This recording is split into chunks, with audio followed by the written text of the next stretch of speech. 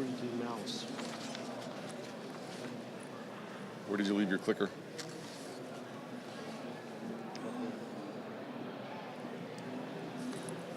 I didn't. Just a minute. There it is. Okay, it got buried. Are you going to start at the end or the beginning? See, I had 2 slides here for you. Oops, go. That's not where I need to go. I went way backwards. You can actually hand it over to Ray after the introduction. Okay.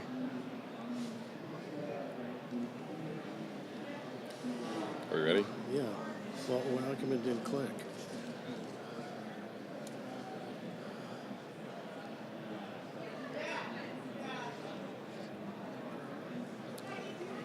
All right, what happened?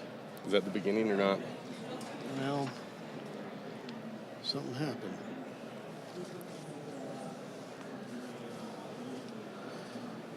Let me just...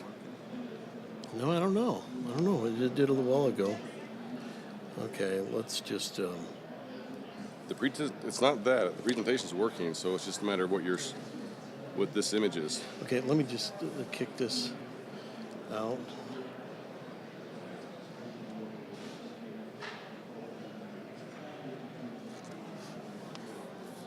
Oh, what happened to it?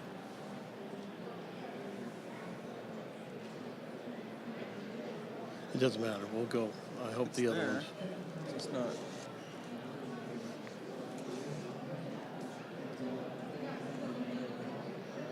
Everything's there.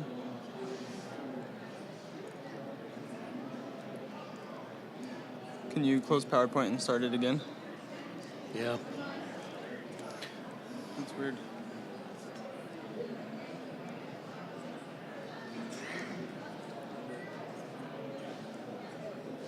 Pair drive. That was mine that I put in. Okay.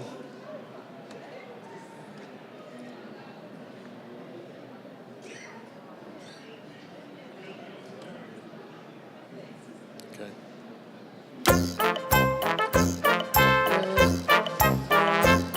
Are you ready? Just 2 slides forward.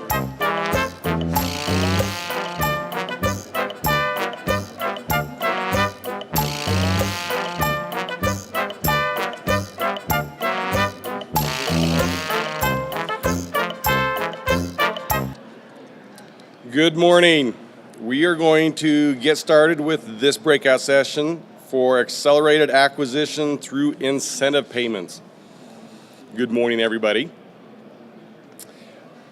Our 2 guest speakers this morning are Ray Bennett and Wayne Larson. Ray Bennett is a SRWA and holds a bachelor degree in business administration and licenses as a certified general appraiser, real estate broker, and continuing education instructor in the state of Utah. Before entering the public sector real estate, Mr. Bennett owned and operated a real estate brokerage and an appraisal and consulting firm. In the late 2000s, Mr. Bennett accepted a position in and with the Utah Department of Transportation as a review appraiser and continues to work for them today as a right-of-way project manager. He has been active in the IRWA, which is the International Right-of-Way Association, since 2001. Mr. Bennett has served the IRWA as a chapter president for the Salt Lake City region chair of the International Area Region 9 and on the IGC, which is the International Governance Committee. Ongoing education is an important principle to Ray as he has been involved as an instructor and education committee member with the Salt Lake Board of Realtors and local real estate schools. He has also authored various articles on real estate-related matters in the Salt Lake Realtor magazine and various newspapers. Mr. Bennett is qualified as an IRWA instructor in 2007. He enjoys teaching for the IRWA in the fields of appraisal and negotiations. He believes that learning and education does not stop when one graduates. That is when it actually begins. It should be a lifelong quest. Mr. Larson performs right-of-way lead agent services for Horrocks Engineering. His right-of-way experience includes more than 30 years as a real estate appraiser, 22 years of which were specialized in the field of eminent domain for partial valuations. He also has more than 20 years of managerial right-of-way experience, 12 with UDOT, and personal involvement in more than 100 roadway and transit projects with multiple right-of-way disciplines. He holds the International Right-of-Way Association SRWA designation and certifications in appraisal, and with the Uniform Act, the RWURAC, or URAC. He holds a Bachelor of Science degree in Business Administration. He's a finance major, graduating with high honors, summa cum laude. Wayne is a Utah licensed certified general appraiser, continuing education instructor, and real estate agent. And currently, Wayne is the Region 9 chair and a member of the governing council for the IRWA. Please welcome Ray and Wayne, and Ray will take over from here.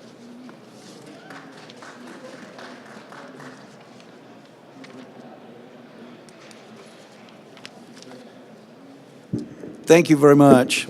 I really appreciate you all being here.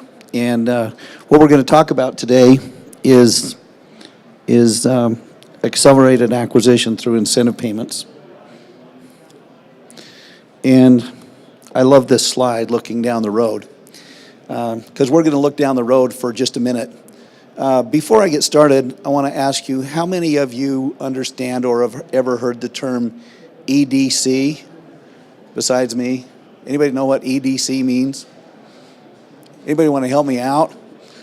Okay, EDC is something that has been around for a while now. It stands for Every Day Counts. Every day counts. And it's a very, very important thing in right-of-way. And we're going to talk about it, and we're going to look down the road a little bit, like this cute little girl is. So I have done 4 projects in the last year or so where we've used incentive payments to try to accelerate the speed in which we acquire right away. And so we're going to talk about that a little bit. I'm going to particularly talk about 2 projects in particular, and what we did and how it worked and why. And I would like this to be, we got a nice small group, and there's advantages and disadvantages to that, but let's take advantage of this fact we have a small group. We can have an informal setting, and we can have a conversation. And so if one of you want to make a comment, you want to speak up, you want to add something to the presentation, you want to ask a question, please feel free to do that, because we'd like to have a meaningful two-way exchange, not just a lecture. I love to stand up in front of a group and talk, but I like it when the group gets something out of it and they contribute and they participate. So please feel free to do that. So we're going to move forward. We're going to talk about this just a little bit. So, of course, accelerated acquisition through incentive payments, really part of it is talking about money that seems to make things work a little bit better. And so we're going to talk about who, what, where, and why, and what we've done in the past with this. EDC, I talked about that just a little bit earlier. Anybody have a recollection of what that means? Thank you. Yeah, every day counts. And of course, when we talk about it, incentive payments, a lot of my project managers, when we've introduced them, have said, well, why would we want to pay more money just to get the same right away? And it's really not about just paying more money. Hopefully it's about saving money, expediting the project. We want cooperation, and we don't want to have to condemn. We want to have the project go smoothly. We want to eliminate excess costs. That's kind of what this is about. Some of the things that are characteristics that I kind of want to talk about that we have to have on a project for this to work and that we've done in the past is, anybody familiar with the term cost to cure? Anybody ever heard that before? Okay. On one of my projects, and I'll talk about that a little bit, we had the contractor do all the cost to cure items, or most of the cost to cure items. So that meant we didn't have to get bids, in the appraisal process. It really expedited it. So, and we'll talk about this as we go forward. When you decide if an incentive payment's going to work on a project, you really have to select the project, have to look at all the components of the project, and you have to figure out how that fits that particular project, and everything doesn't work the same. One of the projects had very simple takes. TCEs. Anybody familiar with the term TCE? Stands for temporary construction easement. Well, it's a lot easier to get a TCE, usually, not always, but usually, than it is to get a total take and a warranty deed and a fee simple acquisition or maybe a perpetual easement. And then we have to look at how many people we have that we can contact locally versus national businesses. And Wayne's going to talk about that a little bit. When we have to end up working with national businesses, we have to work with multi-tenants, so we have tenants, leasehold and lease fee interest, and we have to work with attorneys on either side. It makes it a little bit more difficult.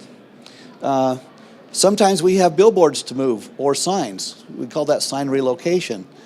Kimberly is our local expert on that. Raise your hand, Kim, so they can all see you. So if you have any questions about signs when you leave this, Kimberly is an expert on that. But on both of these projects, we were lucky enough not to have any sign relocations. So that really helps, and you have to know that going up front. And then one of the other things that we did on the project, depending on which ones they were, we decided how many days we were going to give them to sign the contract and still give the incentive. On one project, we used 30 days. The other one, we used 45 days. And that would depend. Of course, we want to move as fast as we can. So I'm going to explain the first project to you.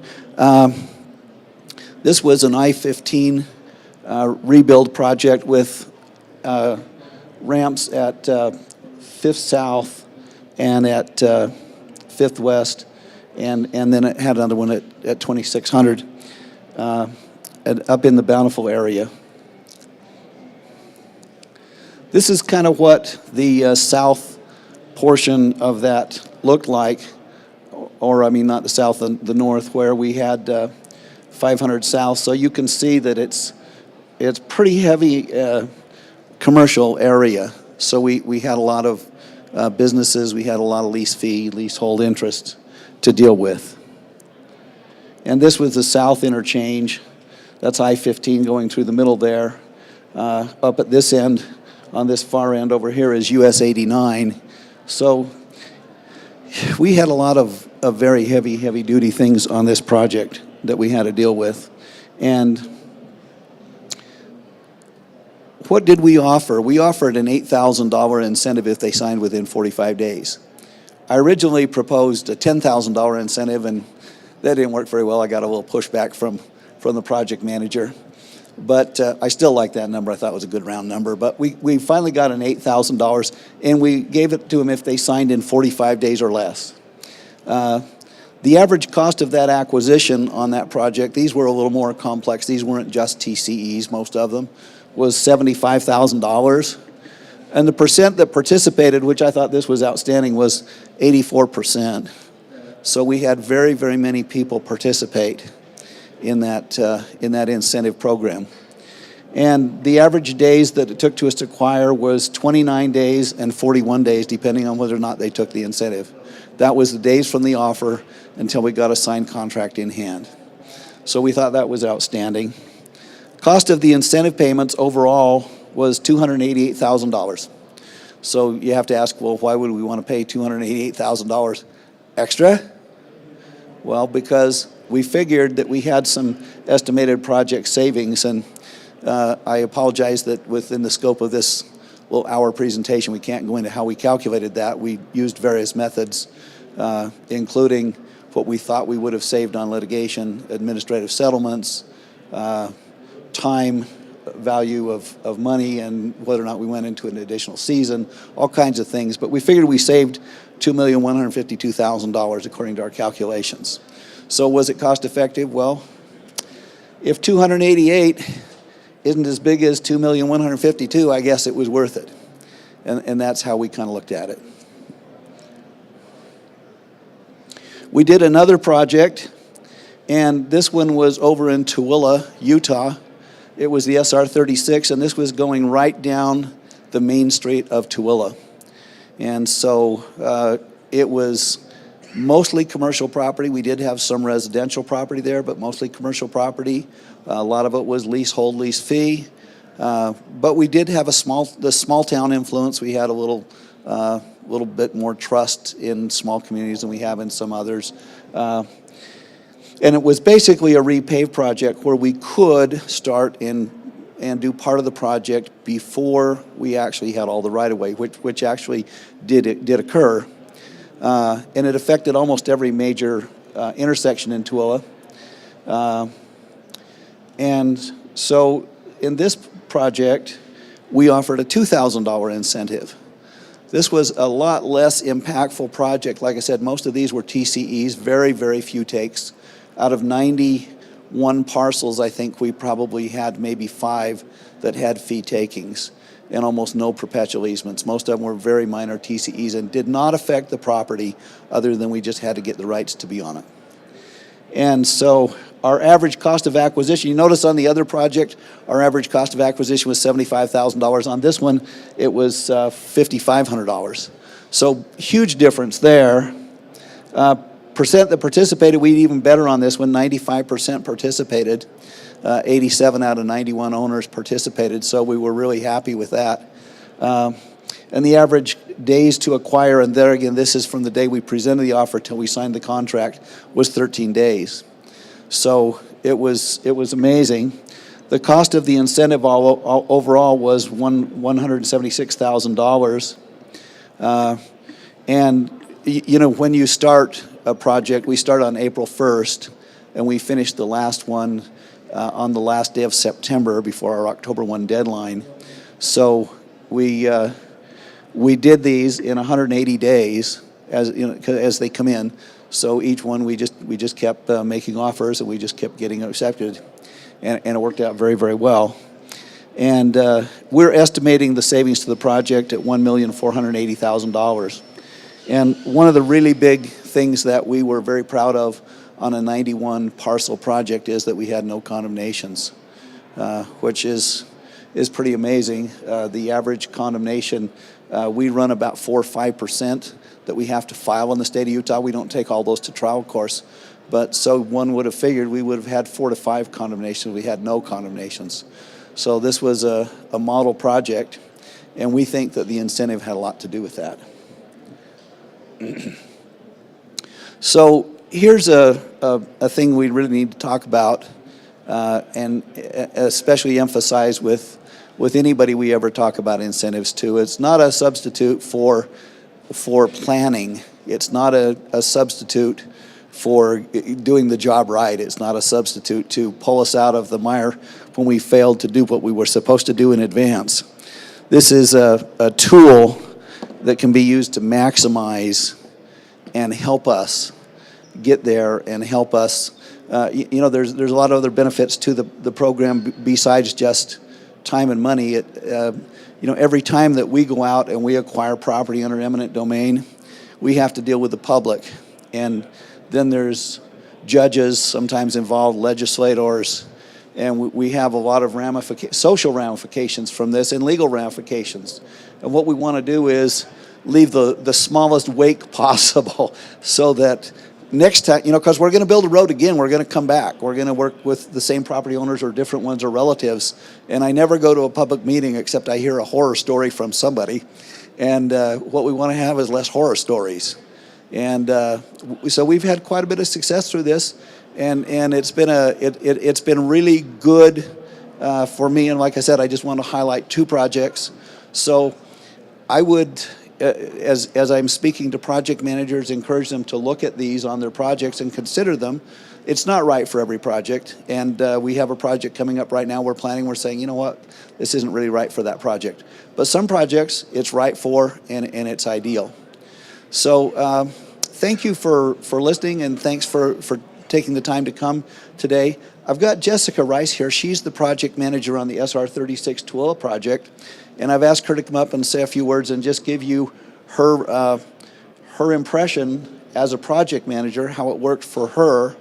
And by the way, this isn't rehearsed, and she hasn't told me anything she's going to say, so I hope this works out real well for us. But come on up, Jessica. Truth or dare? Thank you so much. You're welcome. Thanks, Ray. Well, I thought I'd just point out some of the things getting back to my notes, that I, as a project manager, had experience just to share with all the other PMs. Hey, Scott. Scott was on my roadway design team. Ray, acquisition, right? Wayne, acquisition, right? Or appraisal review?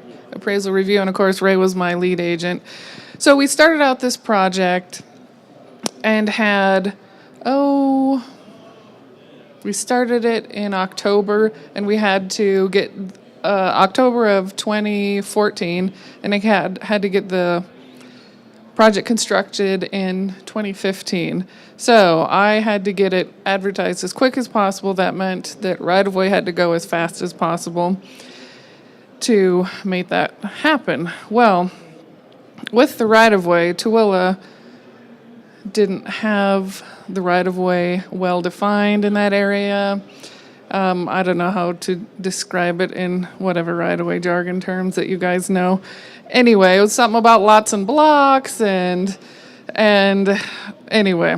So what we ended up needing is quite a bit of strip takes or like TCEs just to be able to build our roadway. So we were able to build the roadway, and it was just tying in of slopes or putting back in sidewalks and getting a TCE to place the sidewalks back. So again, we started out the project with a very accelerated schedule, and what I did was I asked all the disciplines, how can you help in making this project successful? And so what Right-of-Way came up with is that, or Ray offered that we can do incentive payments to accelerate the right-of-way. So we started going down that path. I mean, we were meeting probably once every 2 weeks at the beginning of the project just to make sure that towards the end of the project we would be coming to the end like we needed to maintain our schedule. So in addition, or what made the accelerated right-of-way acquisition possible was the fact that we prioritized the right-of-way design and what parcels we would be putting through acquisition first. So we looked at our problem parcels. We had McDonald's, we had Walgreens, we had Apollo Burger, quite a few fast foods with drive-throughs onto Main Street. We had quite a few businesses that only had one access onto Main Street. There wasn't a back access. So yes, we we prioritized the right-of-way acquisition. And then another thing that we did was we all sat down as a group and we looked at the average cost of the right-of-way acquisitions. And then that's how we came up with what the ballpark of the incentive payment would be. And we came up with $2,000 because all of the right-of-way acquisitions were relatively small. So the majority of the people signing $2,000 is going to be more than what they were going to get through the right-of-way acquisition. And I'm, very, very pleased with how it turned out. It's, as Ray showed on his one of his last slides, that it was a success. We had 87 out of 91 people that actually qualified to get the incentive. So, and the project is coming to an end. I don't know if anybody in here drives through it normally. Oh, you do? Okay. Yes, and so part of the accelerated schedule request came from the city. They wanted to put up with a bigger impact, but for a shorter time period. So we have thrown all of the design, the right-of-way, the construction forces at this project as fast as possible. And the end is very near in sight. So,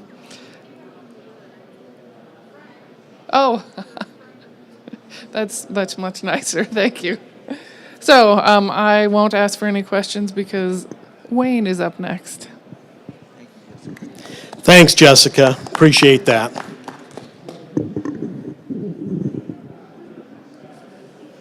Are there any questions at this point? Artie?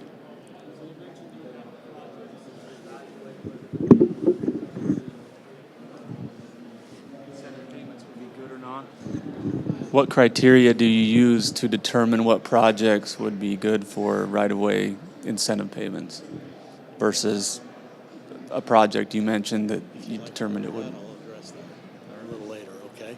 Are there any other questions with regard to what Jessica said and Ray was kind of giving you a little bit of an oversight on 2 projects? Okay, we'll move forward. I am going to address his question in just a little bit.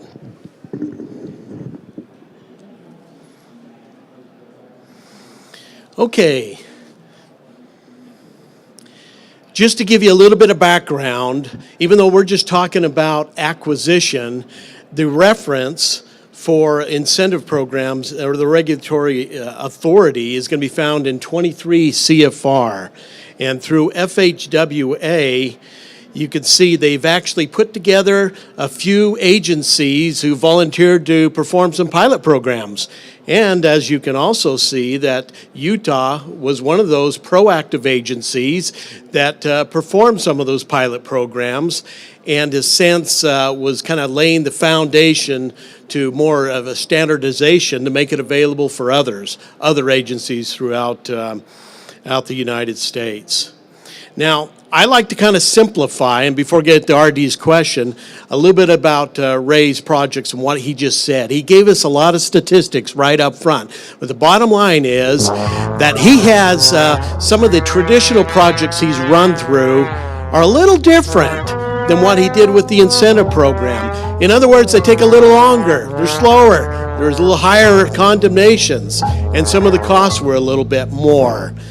With regard to his incentive projects on those 2, and I think including the other 2 he didn't talk about, they were faster. Reduced acquisition time, there was fewer condemnations. Jessica, I think you can attest to that. I don't think there was any on yours. And quite frankly, they stand out. Like that guy. It's a very powerful tool, but like other tools, you need others to make something. If I were holding a hammer in this hand, I would say that's a pretty powerful tool in building a house. Can you build an entire house with just one hammer? No. If I were to take, say, a ratchet socket and I was going to do some rebuilding of my car, can I finish that? No, you need other tools as well, even though the acquisition incentive tool is very powerful. And some of the other tools that the agents will use would include some of the basic real estate courses. Our acquisition agents, whether they're in-house with UDOT or consultants, they need to have a good foundation, an understanding of real estate. They need to know how to communicate. They need to know how to recognize different types of communication styles with the many property owners they look at. And I just want to point out that Ray Bennett will be teaching a negotiation course next week. It's bargaining negotiation. And you don't have to be an IRWA member to actually come to this course, but that in itself will teach you a lot. And also, what about valuation? They need to know a lot about the valuation tools to be able to explain it to property owners. They need to know a little bit about relocation, a lot if they're actually doing a relocation. They need to understand law and some right-of-way engineering. And by the way, James Oshevsky is going to be teaching 2 right-of-way engineering courses the first part of December. Is that right? Okay. Anyway, there are a lot of different tools that are needed, not just this. And a lot of times they can be used in conjunction. Okay, the acquisition, I'm going to get to some of these questions now. How can I support the cost of this tool? That's probably one a PM's going to ask themselves, because that's a lot of money sometimes, depending on what you look for. Second, what about, should this tool be used on every project? RD, is that getting close to your question now? And some of the criteria that you want to consider in using that? Can I use this tool as a contingency on my project? Can I just use it for those acquisitions I think are going to be very difficult? Or do I have to use it on everything? What should the incentive timeline be? Anyway, I'll get these questions answered in just a minute. Now, when you're a UDOT PM, you're very familiar with this next segment, and that is the iron triangle. You know a lot about scope, schedule, and budget. You have to eat, drink, and breathe that every single day. And so that's how I'm going to address and explain a little bit and answer that question, RD, with regard to within different areas of the scope, schedule, and the budget. And I'm going to use some of the specific examples from Ray's projects in doing so. The first thing I think we need to address is the cost. That's probably the first and foremost on everybody's mind, okay? And so I'm going to use a little bit of example. Let's say we got this medium-sized project. It has 100 parcels on it, and you've sat down with your lead agent, and you've decided that, given the complexities, given the time frame, you're probably going to need, I don't know, $2,000 to really make this work. So there you go. It's kind of set. You've got $200,000 that's going to have to come out of your budget to do this. Now, is that a real number? Well, those are real dollars, but let's take a look at some of the other things that will impact. What about real estate appreciation? The thing about real estate appreciation, it's going to happen whether you identify it or not. Right now, appreciation is a little different in each different real estate segment. If I'm looking at commercial or industrial property, it may be a little different because it operates by the market with supply and demand in mind, and even the residential. I think just lately we've been looking at some numbers, and we're looking at 68%, at least in Davis County, on a current project we're working on. So let's just make that assumption. Let's say that, okay, your shotgun estimate is roughly $7.5 million, and you're looking at that particular segment, it's increasing 8%. Break it all down, and you get roughly $500 per ownership per month, okay? What can this incentive program do? Can it move fast enough to where you may save a month? Based on what Ray's given us on statistics, the answer is yes. Now let's look at another example. There are many other examples, and some of this stuff you can actually cater it to the uniqueness of your project. But again, look at this same medium-sized project of 100 ownerships. Now, you're going to go on the outside, you're going to use consultants, so look at your consultant burn rate. You say you have an assumption of 5 agents. You got a lead agent, you may have a right-of-way coordinator, and you have 3 that are going to go out there and actually acquire the property, so there's 5. So look at that, an average of billable rate of $90 an hour, multiply it by, I don't know, let's say 21 days a month, and within the hours, everything else, you're pretty much looking at a burn rate of $75,000 to keep that particular staff moving. What happens if you actually are able to cut that project down by 1 month? Let's say it goes, let me see, Jessica, your project is 5 months, is that about right, plus or minus? Okay. Let's say you didn't have it and it went a traditional 9. If you had those agents on there burning, okay, let's say that, oh, yes, we got a lot of them acquired. And let's say we reduce the staff. Your burn rate is reduced a little bit, but then the power, that powerful tool of the incentive could actually knock it down and save some money. So let's just look at the net right here. I'm just looking at 2 simple little ways of quantifying, ways of supporting a project manager who maybe want to consider the incentive award for many other reasons, and that is you're looking at about a $74,000 net, as opposed to that original $200,000 that you were going to have to dedicate. It's something to think about. Okay, now let's go to scope. I had a question and said, should this tool be used on every project? And can I use this program with only a few of those difficult properties and just do the other ones the other way? The answer is no and no. you have to, for instance, when you actually apply, and this is one of the things FHWA made very clear, that you have to do this equally. The whole thing about the Uniform Act is to provide a really fair and equitable process for all the property owners impacted. So no, you just can't work on a few and leave the others because they're simpler, like was suggested, a temporary construction easement. And should this tool be used on every project? Again, that answer is no. Let me give you an example.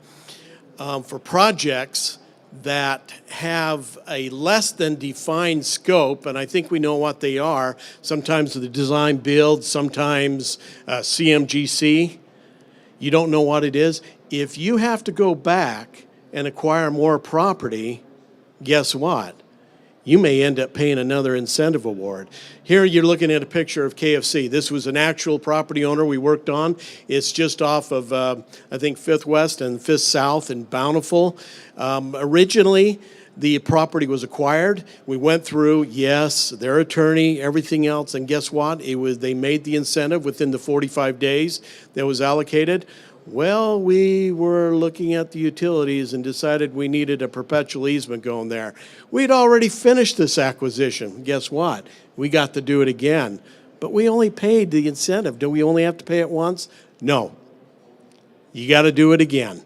So this is where scope, be very careful with the scope. If you feel confident about your scope, if you have an idea where everything's going to go and you can do it once, this is a powerful tool. If not, this is probably a tool that ought to stay in the toolbox. Okay, let's move on to schedule. What is an acceptable incentive timeline? Here's, and I'll kind of go through, I have a few different examples. You guys have all heard of Les Schwab. It's a tire company. It's a national tenant. In this case, they own the property. This particular one right here, well, they had some impacts to the parking, impacts to the sign. Now, this was not outdoor advertising, but a personal sign. And there was severance damages because of some of the parking. It was complex.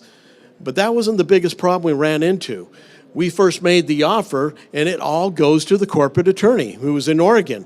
And this corporate attorney came right up front and said, you know, I'm taking care of all of these. We have about 300 different stores throughout the western United States, and I don't have time to look at it right now. As a matter of fact, I'm going to warn you right now, it's going to take about 60 days, 2 months before I can even look at it.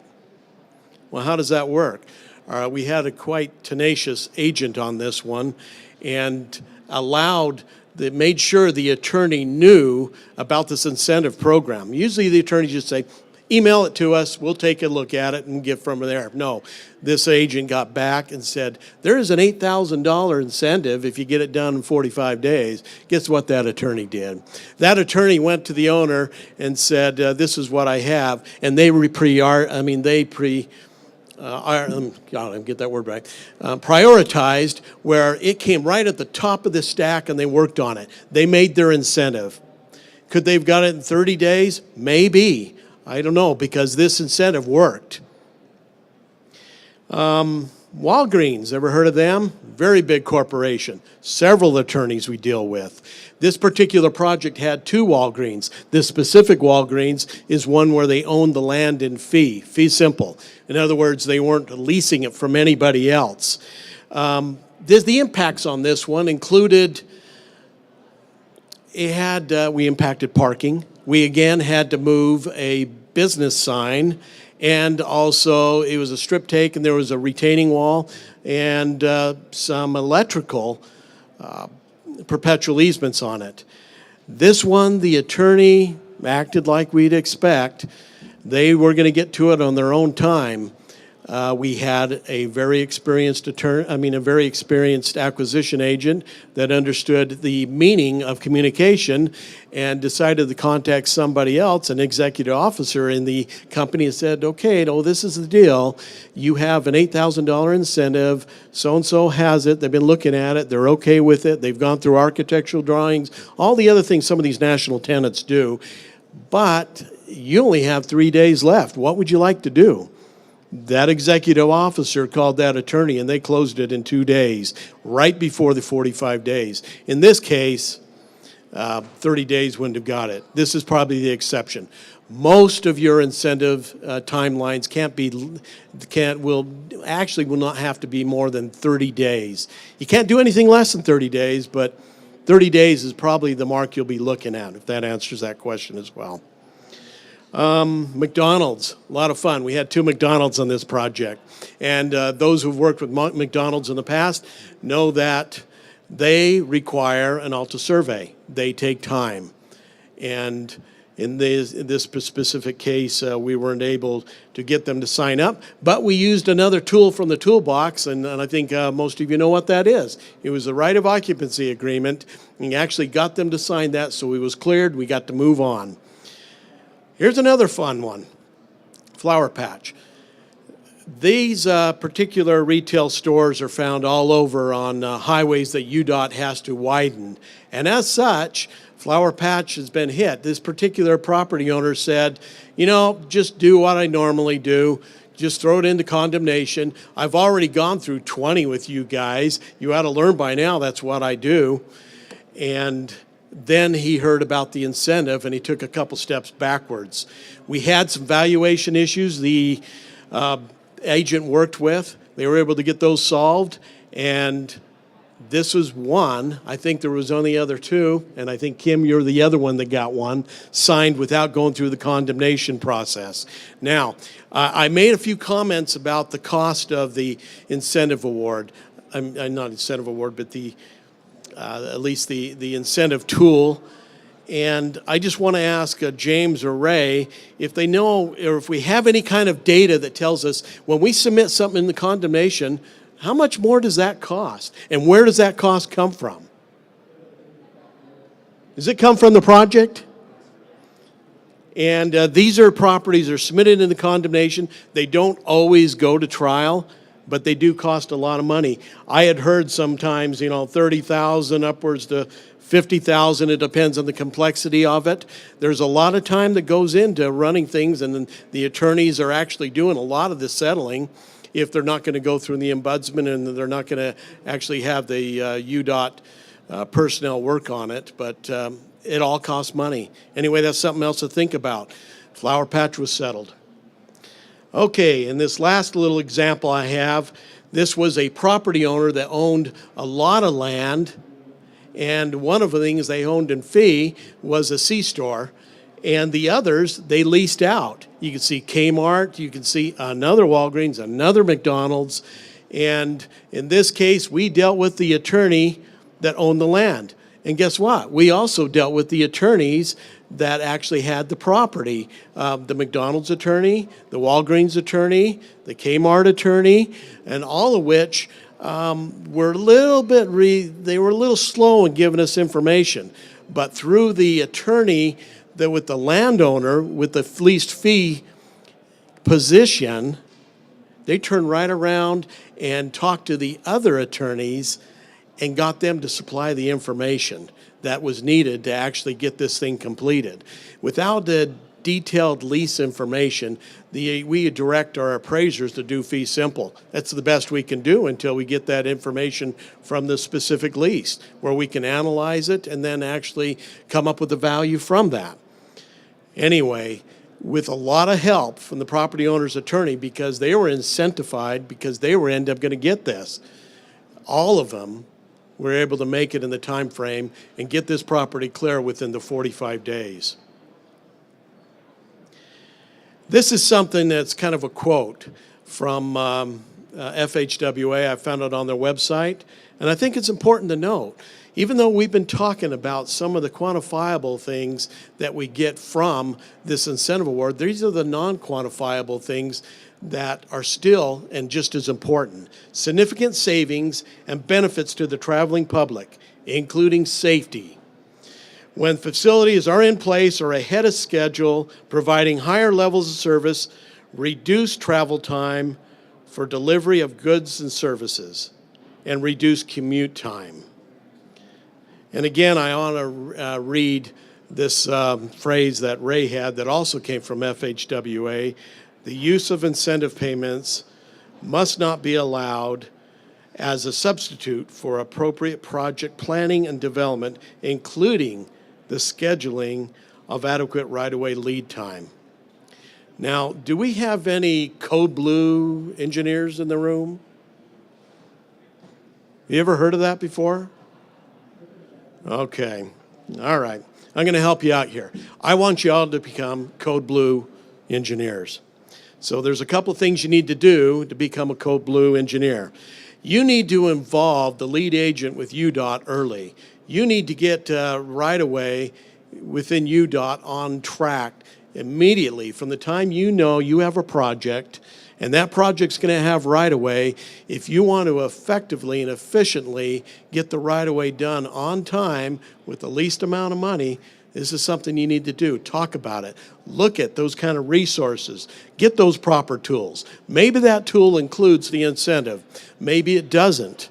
But you still need to actually analyze what you're looking at. I don't care if you do some kind of a right-of-way matrix where you're measuring the project impacts, or you're just looking at the property owners, because believe it or not, some property owners have a very sophisticated process they have to go before they get it approved. And then you need to follow the UDOT right-of-way process. So nothing gets restarted. We don't get any other kind of attorneys involved that kind of shuts it down and says you need to do it right. And then if you do those three things, you too can be a Code Blue engineer.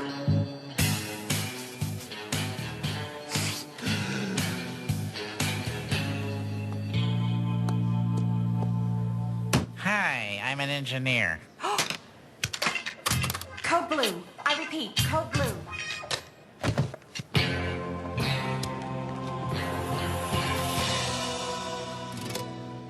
Yes, a company jet. What else? Did I say llama? Yes. Did I say a company jet for my llama? Would you consider sharing your company jet with your llama? Share a jet with a llama? That's crazy talk. I'm out of here. I'm so sorry. Yes, yes, jet for your llama. Stop moving your head around so much. Just a little humor there. Thank you. And are there any questions with regard to the acquisition and incentive tool? That being said, any questions here?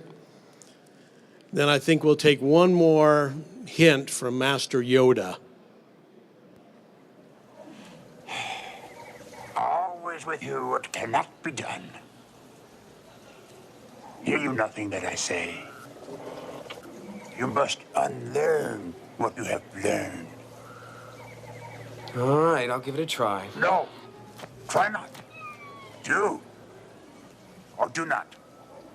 There is no try. Thank you for coming.